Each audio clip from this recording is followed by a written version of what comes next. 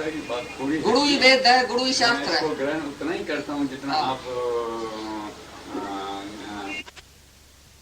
नहीं करूंगा। क्यों? क्यों? अंदर डर है, मोह है। जरूर किसी न किसी लोभ लालच की वजह से, किसी विकार की वजह से, किसी डर की वजह से तुम कर्म छोड़ता है, तभी बोलता है नहीं करने में विपरीत ही नहीं रखो भाई, मैं असल नहीं करूंगा, ऐसा भी नहीं बोलो, ये भी अहंकार है। मैं करता हूँ, मैं नहीं करता हूँ, दोनों अहंकार है। मैं खाता हूँ, मैं वैष्णु हूँ, दोनों ही अहंकार। मैं आता हूँ, मैं जाता हूँ, मैं जन्मता हूँ, मैं मरता हूँ, दोनों ही अहंकार। तो बोलता है तुम्हारा धर्म है कर्म करना, जो सामने कर्म आया है बिगड़ इच्छा से, बिगड़ अहंकार से, तुम्हारा कर्म है कर्म करना, लेकिन फल की इच्छा मत रखो और नहीं करने में विपरीत नहीं रखो। मैं नहीं करूंगा, जैसे भगवान को बोलता है ना अर्जुन, मैं लड़ाई नहीं करूंगा, ये भी तेरा अहंकार है। अथवा वेद शास्त्र सब जड़ हैं, उसको त्यागो। त्यागो नहीं, त्याग की बात नहीं है। वेद शास्त्र सब पढ़ते हैं दुनिया में। जिसको अंदर तलाव नहीं मिला है उसके लिए, जिसको नहीं मिला वो जाके पढ़े, जिसको मिल गया वो काय के लिए पढ़ेगा।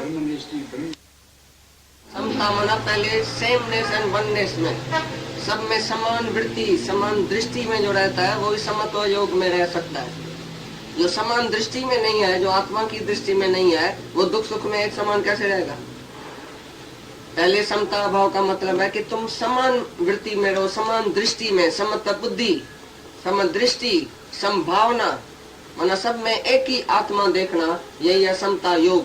तो तुम्हारे से जो भी कर्म होगा वो निष्कामी होगा, और दुख सुख में, सफलता में, असफलता में, सिद्धि में, असिद्धि में तुम एक समान रहेगा, एक रस रहेगा, माना स्थिर रहेगा। तुम्हारा मन चंचल नहीं होगा। जो फल की इच्छा रखता है उसका मन चंचल होता है। जो दुख को दुख मानता है, सुख को सुख मानता है, वो चंचल रहेगा। सुख में खुश रहेगा तो दुख में दुखी रहेगा, सफलता में बहुत खुश होगा तो असफलता में दुखी रहेगा। तो कभी सुखी रहेगा, कभी दुखी रहेगा जब जीव भाव में है। जब तुम आत्मा में रहेगा तभी एक रस रहेगा। आत्मा में रहने वाला ही समता भाव में रह सकता है। निष्काम के आगे जो फल मांगता है भगवान से, भगवान ऐसा देना। मैं उडेरे लाल में जाता हूँ, उधर अखा डालता हूँ, मेरे को एक बेटा देना। तो रोज जाएगा उडेरे लाल पर, रोज जाएगा समुद्र के किनारे में, इतनी मेहनत करेगा, फिर फल के लिए कितना दीन और दुखी होगा। कब बेटा होगा पता नहीं, 30 साल के बाद होगा या 40 साल के बाद होगा, फिर बेटा होगा, फिर मर जाएगा, फिर और दुखी। सकामी बहुत तुच्छ है, बहुत नीचे है, असल तुच्छ बुद्धि वाला है, जो कुछ भी मांगता है, फकीर है। वांट मेक यू बेगर, कुछ भी तुम इच्छा रखता है, तुम सकामी है, तुम तुच्छ है बहुत। तो निष्काम के आगे ये सकाम जो है दुनिया में, सकामी लोग जो वो बहुत ही तुच्छ है। सकामता बड़ी तुच्छ है, दीन और दुखी और दर्दरी और फकीर है तुम जब कुछ मांगता है। इतना भगवान ने सकामी कर्म को निंदा है। तुच्छ बुद्धि वाला ही कुछ न कुछ मांगता है भगवान से। उच्च बुद्धि वाला क्या मांगेगा, क्या मांगू कुछ उतर नहीं। गुरु नानक साहब बोलता है कि क्या मांगू भगवान, कोई भी चीज स्थिर नहीं है, आने और जाने वाली चीज तो मांगता है, ऐसा बेवकूफ है। अभी तक इतना सुन के भी कुछ न कुछ तुम मांगता है। अभी भी 10 लाख तुमको मिलेगा तो खुशी होगी या नहीं, या 10 लाख जाएगा तो दुख होगा या नहीं। समतो भाव में कहाँ है तुम। नुकसान और नफे में एक कहाँ है। नुकसान होता है तुमको गुस्सा आता है, नफा होता है तुमको खुशी होती है। किसी भी सिद्धि में कामयाबी मिलती है, कोई दुनिया के कर्म में तुमको मजा आता है, खुशी होती है। तो ज्ञानी खुशी और दुख से ऊपर है। टके पैसे वाला फल वो नहीं चाहता है, उसको तो बड़ा फल चाहिए। कोडी हराम 10 बुज को हलाक 10, नहीं कोडी खड़ी ना तो कौन वठंदो, बुज को खड़ी अचो। समझा।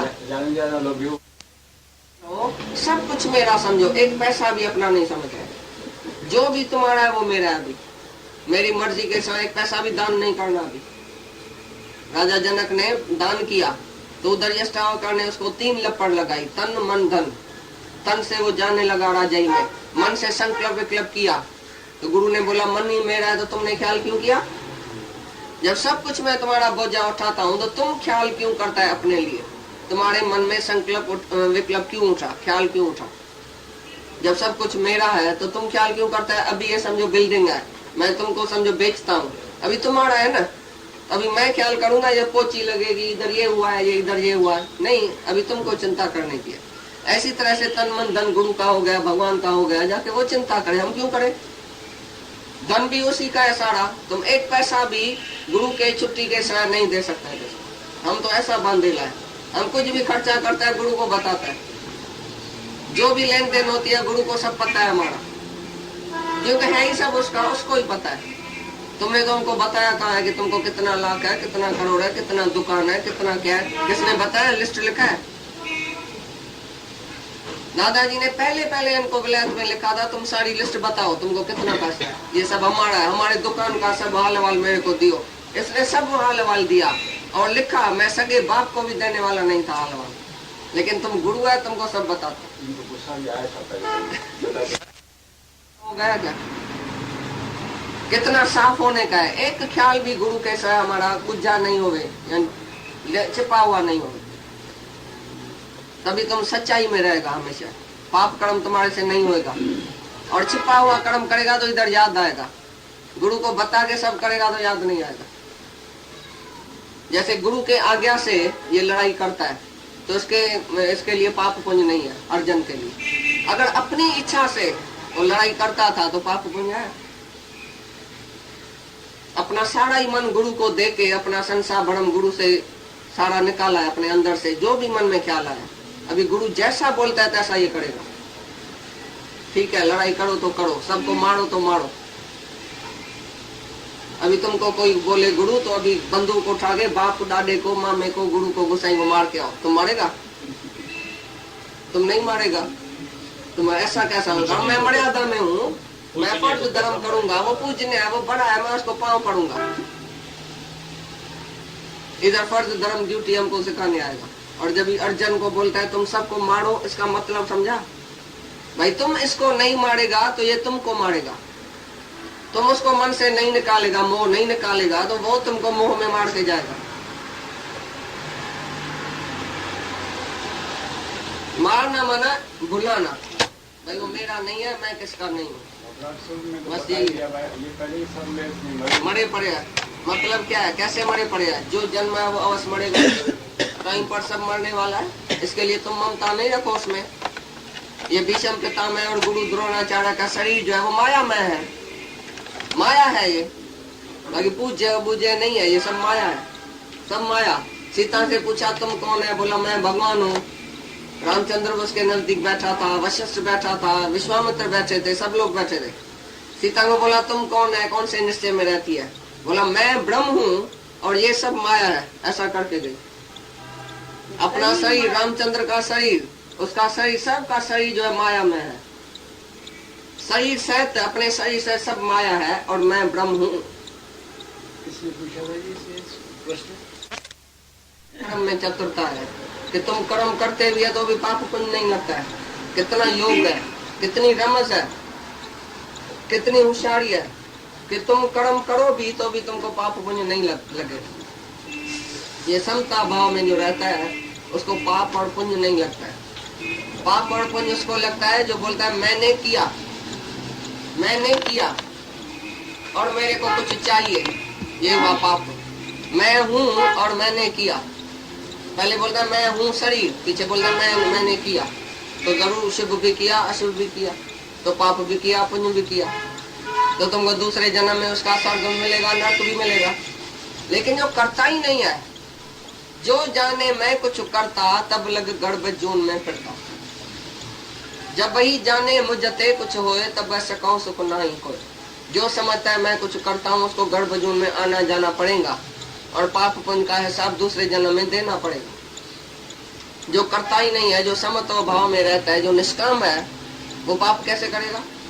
पुण्य कैसे करेगा? पाप कैसे करेगा? निष्कामी के लिए कोई कर्म ही नहीं है खाते उसके, नहीं पाप कर्म खाते हैं, नहीं पुण्य कर्म खाते हैं। तुम अपने से पूछना, तुम्हारे अंदर ऐसा आता है कि मैंने इतना इतना पाप किया है और इतना इतना पुण्य किया है। तुम आंख बंद करके एक दिन बैठो, कोई भी कर्म तुमको याद आता है अंदर में कि मैंने सारी उम्र में इतना पाप किया है, इतना पुण्य किया है, या भूल गए? का तो सपना ही नहीं ले। अच्छा, पाप ही पाप किया, ये मैं अनुभव करता। हाँ, तो नरक में जाएगा, अवश्य हम क्यों नरक में जाना है? सही बात रही तो गीता का अध्याय ये क्या है? समत्व भाव वाला इसी जन्म में पाप और पुण्य से ऊपर उठता है। अभी तुम समता भाव में रहो, आत्मा में रहो, तो आत्मा ने कोई पाप नहीं किया। नींद में, सपने में तुमने पाप किया होगा, पुण्य भी किया होगा। सपने में जब तुम जागता है आत्मा में, तो तुम्हारा सपना खत्म हो गया। रात का सपना तुम जब भी जी भाव में है, तो अभी तक भी सपने में, अभी तक भी तुम्हारा कर्म बनता है, पाप चाहे पुण्य। तुम बोलता है मेरे को पाप याद है, ऐसे ये झूठ है। तुम्हारे अंदर पुण्य भी याद है। कोई नहीं ऐसा दुनिया में है जिसको पाप याद है, ये झूठ बोलते हैं तुम। ये हिपोक्रेट्स है जो अंदर एक है और बाहर भी है। कभी भी आधी रात को भी तुमको याद आएगा, मैंने इसको दिया, मैंने इससे लिया, मैं इसको मदद करता हूँ, मैंने अच्छा कर्म किया है, मैंने ऐसा किया। दूसरा भी आके तुमको बोलेगा तुमने बहुत सारी उम्र सत्य कर्म किया है। तुम चाहे बोलो बाहर से नहीं नहीं मैंने नहीं किया, मैंने नहीं किया, इधर वाला नहीं मानेगा। जब तक तुम जी भाव में है कुछ भी नहीं भुला सकेगा, 5 रुपया नहीं भुला सकेगा। मेरे को खातरी है, सच है, क्योंकि तुम जीव है। पाप याद है तो पुण्य भी याद है। ऐसा कोई नहीं दुनिया में है जिसको पुण्य या पाप खाली याद आए। कभी कभी पुण्य भी याद आएगा, कभी कभी पाप भी याद आएगा। ध्यान में बैठेगा तो 15 साल पहले किसको 5 रुपया दिया होगा वो भी याद आ जाएगा। तुम कोई बड़ा आदमी नहीं है, बहुत पौत्र आदमी नहीं है जो तुमको पुण्य नहीं याद आएगा। जरूर कर्ता भाव में तुम है, पुण्य और पाप जरूर याद आएगा। अभी तुम पुण्य और पाप से ऊपर उठो। क्यों याद आता है कि मैं पापी हूँ, मैं पुण्य हूँ?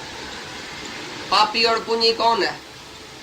ये मन है, ये तुम्हारा मन है। पापी मन है, पुण्य जब मन तुमने दे दिया भगवान को, अभी कौन पापी है कौन पुण्य है?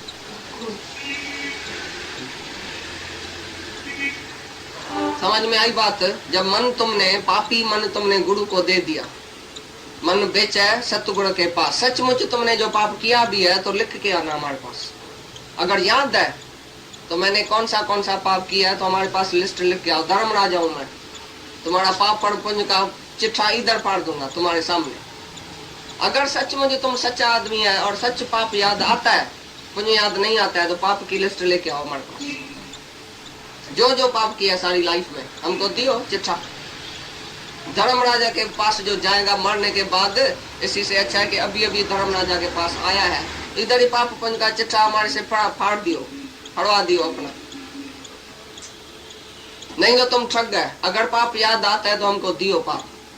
हार और फूल और पैसा और पंजर अपने पास रखो, लेकिन पाप की लिस्ट मेरे को दियो। तो बोलता है समत्व भाव वाला इसी जन्म में पाप और पुण्य से ऊपर उठ जाता है। क्योंकि गुरु को हम पाप पुण्य देके, अपना मन देके, विकारी मन देके और स्वच्छ और पवित्र हो जाते हैं और अपने को आत्मा जानते हैं, तो आत्मा ने कभी भी पाप और पुण्य नहीं किया। हीरा जो नाक में पड़ाया जाए 50 साल पहले का, मट्टी भी पड़ी होगी, कुछ भी पड़ा होगा, लेकिन एक सेकंड, एक पाई भी उसकी कम नहीं होगी मूल्य। ऐसी तरह से तुम्हारा आत्मा रूपी हीरा, चाहे इस शरीर गंध में आया भी है, चाहे है भी, मन भी है विकारी, तन भी विकारी है, ऐसे में भी आत्मा इतना स्वच्छ पवित्र है। लेकिन जैसे आकाश न्यारा है तैसे तुम्हारी आत्मा न्यारी है। तुम आत्मा है तो तुम पवित्र है, निर्विकारी है, शुद्ध है, ब्रह्म है, सब कुछ तुम है। लेकिन तुम शरीर में आएगा तो जरूर पापी पुण्य है। हम भी अभी शरीर में आएगा तो हमको भी पाप पुण्य अगले जन्म का याद आ जाएगा। लेकिन हम शरीर में आए ही क्यों? शरीर से फाड़कती करो, शरीर से भाईवारी कट करो। भाईवार ने पाप किया तो मैंने नहीं किया। जिस दिन तुमने भाईवारी कट कर दिया, अभी भाईवार को नफा नुकसान पाप पुण्य सब उसको लगेगा, तुमको लगेगा। तो अभी से तुम शरीर से जुदाई करो, मन से जुदाई करो। तू शरीर नहीं है, मन नहीं है, बुद्धि नहीं है, चित्त नहीं है, अहंकार नहीं है, तू आत्मा है। आत्मा को कौन सा पाप और पुण्य लगेगा? यही है तुम्हारा वेद शास्त्र, तुम्हारा पाप का चिट्ठा नहीं फाड़ेगा, लेकिन गुरु पाप का चिट्ठा फाड़ सकता है। गुरु हमारा वकील है। जैसे वकील जाके लड़ाई करता है ना कोर्ट में और हमको छुड़ा के आता है, हम घर ही बैठा है, ऐसी तरह से गुरु हमारा वकील है, होशियार, जो भगवान से भी जाके पहुंचेगा। तो नहीं ये मेरा असील है, मैं इसके साइड में लड़ूंगा। तो गुरु जाके भगवान से लड़ाई करके भी हमारा पाप पुण्य छुड़ा के आएगा, हमको छुड़ा देगा। ऐसे वकील को हम जब भी पूरा केस देगा, अगर हम थोड़ा सा देगा, थोड़ा नहीं देगा, छिपा के रखेगा, तो वकील नहीं लड़ाई करेगा। जो भी तुमने पाप पुण्य किया पहले वकील को दियो, तो वकील तुमको छुड़ाएगा। ये भी अर्जुन जब भी कृष्ण को अपना पाप पुण्य संकल्प विकल्प सब बताता है, तभी भगवान ने बोला तो इसी जन्म में समता भाव वाला पाप पुण्य से ऊपर उठ जाता है। नहीं तुम पापी बनेगा, नहीं पुण्य, आत्मा में नहीं पाप है नहीं पुण्य, समता में रहो। हाँ, और जो भी दुनिया के भोग पदार्थ मायावी बातें जो भी सुनी है, चाहे किसी भी बात का, चाहे आत्मा के साथ जो कुछ सुना है पहले, उसी से बिगाड़ आ गएगा। सुनने हुए और सुनने योग्य, अभी सुनने योग्य आत्मा के साथ कुछ नहीं बचेगा, सुनने योग्य कुछ रहेगा ही नहीं। मानो दुनिया का जो भी भोग पदार्थ, कुछ भी स्वर्ग का सुख या कुछ भी जो भी दुनिया में है, वो तुम अभी सुनेगा ही नहीं। बात सुनने योग्य कुछ रहेगा ही नहीं आत्मा के साथ। आत्मा ही बस सुनेगा, क्योंकि पहले जब तुम मोह में था, शरीर के मोह में था, तो तुमको इच्छा थी, तो तुम सुख को चाहता था, तभी स्वर्ग की इच्छा थी, भोग की इच्छा थी, तो तुम इसके लिए वो बातें सुनता था। चाहे शास्त्र वेद भी जो तुमने पहले सुना है वो भी भुलाना पड़ेगा, और सुनने योग अब कुछ नहीं रहेगा। बाकी शास्त्र वेद कोई नहीं बचेगा जो तुम पढ़ो और लिखो और सुनो। जब मोह की दलदल से ऊपर उठ गया, शरीर का मोह, शरीर का मोह जब तुम्हारा छूट गया, देह ध्यास छूट गया, तुम आत्मा में रहा। अभी आत्मा का क्या पढ़ेगा, क्या लिखेगा, क्या सुनेगा, क्या उसको सुनना है? एक आत्मा को सुनने के बाद कुछ सुनने के योग्य नहीं रहेगा। तुम शास्त्र उठाएगा भी नहीं, बोलेगा क्या पढ़ूं। हमारे भी ऐसी हालत हो गई। पहले जब हम जिज्ञासु थे तो हमको कभी कभी योग व शास्त्र या अष्टावकर गीता अच्छी लगती थी। जब हमको आत्मा का निश्चय हो गया, तभी हम जो भी पढ़े, बोला ये तो पढ़ा ही पढ़ा, ये तो लिखा ही पढ़ा, ये तो गुरु ने बता दिया, अभी कौन सी नई बात है। अभी कौन सी भी बात तुम लेके आओ, कौन सा भी शास्त्र लेके आओ, तो आत्म तत्व का ही विचार होगा ना। जास्ती में जास्ती दूसरा क्या होगा? वेद प्राण सिमरत सिद्ध अक्षर, कीने राम नाम एक अक्षर। एक ही अक्षर वेद प्राण को, वेद प्राण सिद्ध करता है। तो राम नाम क्या है? नाम माना निराकार, नाम माना आत्मा, आत्मा को ही सिद्ध करता है। और जिसने गुरु के मुख से आत्मा का निश्चय कर दिया, उसको सुनने हुए और सुनने योग्य कुछ नहीं रहेगा। चाहे दुनिया की बात, चाहे दुनिया के सुख, चाहे वेद शास्त्र भी कुछ भी सुना हुआ, चाहे सुनने योग्य कुछ रहेगा भी। एक ही आत्मा को जानने का बस। इस श्लोक में निर्वेदम, दादाजी के पास, दादाजी से बोला मैं तुम्हारे से शास्त्रार्थ करूंगा, मैं सब वेद पढ़ा हूँ, मैं तुम्हारे से भाई संवाद करूंगा, वैसम वैसी करूंगा। दादा ने बोला पीछे करना, पहले खाली ये बताओ तुमको शांति है? जो जितना भी वेद पढ़ा है उसी से शांति है? बोला अभी तो दूसरा पढ़ने का है। ऐसा भी पूछा दादा ने, तुमको और इच्छा है पढ़ने की? बोला अभी तो बहुत शास्त्र है दुनिया में, अभी तो बहुत पढ़ने की इच्छा है, ये जन्म तो क्या 10 जन्म और भी पढ़ेंगे, ये मेरे को बिल्कुल वासना है। ऐसा बोला दादा उसको, दादाजी ने बोला अगर तुमको वासना है तो तुम ब्रह्म तो नहीं, आत्मा तो नहीं है, तुम शांत भी नहीं है। तो जो शांति नहीं है, जो तुमने वेद पढ़ा, तुम्हारे वेदों ने तुमको शांति नहीं दिया, तो हमारे से बहस क्या करेगा? तुम तो बेवकूफ है बड़ा। अगर तुमने वेद पढ़ा है, विकार छोड़ा है, मैं तुम्हारे स्त्री के पास चलूंगा, दादाजी ने बोला, तुम्हारे स्त्री और बेटे से चल के पूछूंगा इसको काम है, क्रोध है, लोभ है, मोह है, अहंकार है। पहले तो तुम घर वाले को इधर लेके आओ या मेरे को घर में लेके चलो, पीछे मैं तुम्हारे से बात करूंगा। तो तुम कितना सुधरा हुआ आदमी है जो मैं तुमको इधर बैठाऊं अपने सामने। तुम जो बोलता मैं वेद पढ़ के आया हूँ, दादाजी तुम तो वेद नहीं पढ़ा है और मेरे को सवाल का जवाब। दादा ने बोला मैंने वेद नहीं पढ़ा लेकिन शांति है, और सुनने योग्य कुछ बचा ही नहीं है, और तुमने सब कुछ पढ़ा लेकिन शांति नहीं है, इसके लिए तुम मेरे सामने बैठने के लायक नहीं है, अभी जाओ नीचे। ऐसा बोल दिया। तो जब घर गया तो अपने औरत को जाके बोला, तो ये जो तुम्हारे पास आएगा दादाजी, तुम मेरी सत्यानाश नहीं करना, तुम मेरी बात नहीं बताना, तुम बात बताएगा तो मेरे को तो शर्म आएगा, दादाजी के सामने कैसे बैठेगा, क्योंकि मेरे को तो सब बेकार है और तुम्हारे से ही पता चलेगा। दादाजी ने पहले बोला CID पुलिस तुम्हारी स्त्री और बच्चा तुम्हारे सामने है, मैं उसी से पहले इंक्वायरी करूंगा कि तुमने वेद पढ़ा है, तुम शांति में है। तो उधर ही हाथ जोड़ के पाँव पड़ा दादाजी को, भाई बस तुमने जीता, मैंने हारा, क्योंकि मेरे को शांति भी नहीं है, विकार भी नहीं है। और तुमको अगर शांति है और कभी वासना ही नहीं है कुछ पढ़ने की, लिखने की, सुनने की, तो बस तुम पास है। तुम ही बराबर ब्रह्म का वृत्ति वाला है, ब्रह्मनिष्ठ है। दादा ऐसा ऐसा वैसम वैसी करने वाले को जवाब देता है, भाई तुमको शांति नहीं है तो बाकी आया क्यों है मेरे सामने? पहले वेद सब तुम मानो कि मेरे को वेदों से शांति नहीं मिली है, तो तुम जो जानकारी लेके आए अपनी, पहले तो स्लेट साफ करके आओ। जो भी जाना है उसको इधर बुलाना पड़ेगा, एक ही आत्मा ही जानने योग्य, बस। तभी बोलता है मत मतांतर सिद्धांतों से मुंझी हुई तेरी बुद्धि उलझन में आ गई है। वो कभी भी स्तर नहीं, जब तक स्तर आत्मा में नहीं होगी तब तक समता भाव को प्राप्त नहीं होगी। तुमने समझा सभी ने अभी इसी का अर्थ। परमात्मा को पाने की भी इच्छा नहीं होगी। स्तत प्रज्ञा का लक्षण वो है, स्तत प्रज्ञा समझो। जो स्तत प्रज्ञा है उसको कौन सी इच्छा होगी कि मैं वेद पढ़ूं, शास्त्र पढ़ूं, परमात्मा को पाऊं? स्तत प्रज्ञा ऐसा बोलेगा ज्ञान की प्राप्ति करूं। नहीं, वो स्तत प्रज्ञा नहीं हुआ ना, वो जिज्ञासु हुआ। आत्मा से आत्मा में संतुष्ट। ये है स्तत प्रज्ञा का लक्षण। ब्रह्म ज्ञानी का लक्षण बताया है कि सर्व कामनाओं का त्याग और आत्मा से ही आत्मा में तिरपत रहेगा। अपने आत्मा में जो तिरपत है वो है ब्रह्म ज्ञानी स्तत प्रज्ञा। उसको कोई इच्छा नहीं रहेगी मैं ज्ञान को प्राप्त करूं। प्राप्त तो जिज्ञासु बोलता है, ये ब्रह्म ज्ञानी बोलेगा मैं प्राप्त करूं। कोई अप्राप्त चीज है क्या जिसको प्राप्त करेगा? उसको अप्राप्ति की भी प्राप्ति होगी। जो पहले ही प्राप्त था आत्मा, तो उसको प्राप्ति मिल गई ना उसकी, तो खुशी भी नहीं है, दुख भी नहीं है।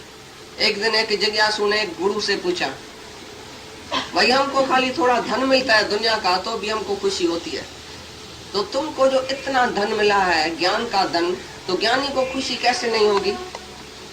ज्ञान की खुशी कैसे नहीं होगी? तो गुरु ने उधर एक दृष्टांत दिया। बोला एक आदमी गया जंगल में पगड़ी पहन के, लेकिन शराब बहुत पिया था। अचानक वो पगड़ी जो है वो गिर गई। जब गिर गई तो उसने जो शराब पिया था उसको पता ही नहीं चला कि मेरी पगड़ी गिरी है। तो उसने समझा ये दूसरे की पगड़ी मेरे को मिली है, सो रास्ते से लेके आया, बहुत खुश मेरे को आज एक बहुत अच्छी पगड़ी मिली है। गया घर में तो उसकी औरत ने, बच्चे ने बोला बाबा तुमने पगड़ी क्यों उतारी है अपनी? बोला नहीं, ये पगड़ी मिली है, पहले ये तो देखो, रास्ते से मिली है, बहुत खुशी हुई है, देखो कितनी अच्छी पगड़ी है। बोला ये तुम्हारी है भाई, तुम्हारी है, तुम्हारे मत्थे पर हाथ तो रखो। और जब इधर हाथ रखा तो खुशी सारी चली गई उसकी। भाई उसने समझा मेरी पगड़ी मेरे को वापस मिली है, तो खुशी काहे की? ऐसी तरह से ब्रह्म ज्ञानी को खुशी और दुख नहीं है। क्यों? क्योंकि उसको अपनी आत्मा मिल गई है। कोई दूसरे की आत्मा मिली है क्या? गुरु ने अपनी आत्मा निकाल के मेरे को दिया कि जो मैं खुशी करूं। दूसरे से कुछ मिलता है तो खुशी होती है। जब मेरी आत्मा ही मेरे को दिया वापस, मेरी लुकड़ी इधर चली गई थी, खाली इधर किया तो मेरी लुकड़ी मेरे को वापस मिली। कोई दूसरे से मिली क्या? गुरु ने मेरे को लुकड़ी दिया कि अपनी हीरे की, मेरी हीरे की लुकड़ी उधर चली गई पीछे, खाली उसने इशारा किया गुरु ने, उसका थैंक्स है इशारे का। बाकी मेरी चीज मेरे को मिल गई तो खुशी काहे की? बोलता है ब्रह्म आदि जिस पद के लिए करते सदाई चाहना, इंद्र आदि जिस पद के लिए करते सदाई चाहना, ऐसी खुशी पाके भी योगी जो है जो निर्वासना बन गया है। आत्म पद पाए के भी। और अष्टावक्र गीता में तो ज्ञानी को इतना आनंद मिल गया है जिसके लिए इंद्र आदि सुख के लिए चाहना करता है, आत्म सुख के लिए, तो ज्ञानी उसको पाके खुश नहीं होता है। अष्टावक्र गीता में लिखा, ऐसी आत्मा को पाके भी खुश नहीं होता है। खुशी और दुख तो उसके लिए है ही नहीं। बिल्कुल जैसे भाई अच्छी तरह से समझ थोड़ी देता है, मेरे को अज्ञान है। अज्ञानी जो रहता है नेचुरल रहता है ना अज्ञान में, ऐसे ज्ञानी भी नेचुरल ज्ञान में रहता है। उसको ये खुशी नहीं है मेरे को ज्ञान आ गया है, मैं ज्ञानी हूँ, ये अज्ञानी है तो खुशी है। जब मैं ही तो हूँ तो खुशी का है कि दुख का है? जैसे सागर में भरती होती दिखाई देती है, क्योंकि सागर हमेशा टूटता है, गंभीर है, कोई नहीं भरती होती। जैसे अज्ञान, मैं तो पहले ही ज्ञान स्वरूप था, गुरु ने आके खाली निश्चय करा कि तुम ज्ञान स्वरूप है, बस भूल गया था, बस भूल बताया। तो हमको तो खुशी भी नहीं है, मैं तो हंसता भी नहीं हूँ, नाचता भी नहीं हूँ। तुम तो बहुत भाग्यवान है, तुम तो खुश भी करता है, नाचता भी है, गाता भी है। हम जो बोलते थे गुरु तुम मिल गया मेरे को, बहुत नाचते थे, तो वो तो गुरु तो शांत था। हमको खुशी थी ना भाई गुरु मिला है। गुरु तो अपने में ही मस्त है ना भगवान, वो कौन सी खुशी करे?